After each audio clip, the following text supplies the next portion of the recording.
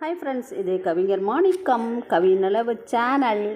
கரைந்தேன் மெதுவாய் பூவிதழ் கொண்டவளே, பூ போன்ற பெண்ணவளே, இதயமெனும் தொட்டிலே தாளாட்ட வந்திடுவாய். குழந்தையென அன்பினிலே மெய்மறக்கும் நொடியினிலே தேடாத பரம்பொருளாய் கிடைத்திட்ட வரமதுவாய். எனையாள பிறந்தவளை என்னோடு கலந்திடுவாய்.